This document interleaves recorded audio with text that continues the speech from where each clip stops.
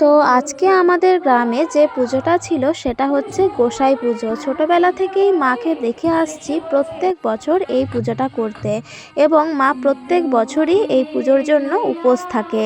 একটা কথা খুব মনে পড়ে জানো তো, ছোটবেলায় মা আর আমি মিলে আগে আগে এই মন্দিরে পুজো দিতে চলে আসতাম।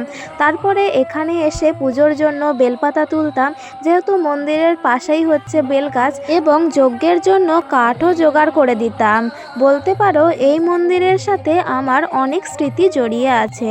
যদিও তখন এত আয়োজন করে এত বড়সড় করে প্যান্ডেল করে পুজোটা হতো না, এবং এখন কিন্তু মেলাটাও অনেক বড়সড় করে বসেছে। আগে কিন্তু এতটা বড় করে মেলা বসতো না, ওই একটা দুটো দোকান। কিন্তু মৎস্য খাওয়ানোর এই যে ব্যবস্থাটা, মানে এত মানুষজনের আয়োজন, যে সেটা আগেও যেমন ছিল এখনও সেই রকমই আছে।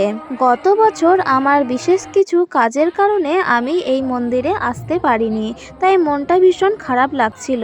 তাই এবছর কিন্তু আমি সময় বের করে অবশ্যই এই পুজোতে এসেছি। আর দেখেই তো আমি অবাক, এত বড়সড় করে এবছর পুজোর আয়োজন করা হয়েছে, কি বলবো।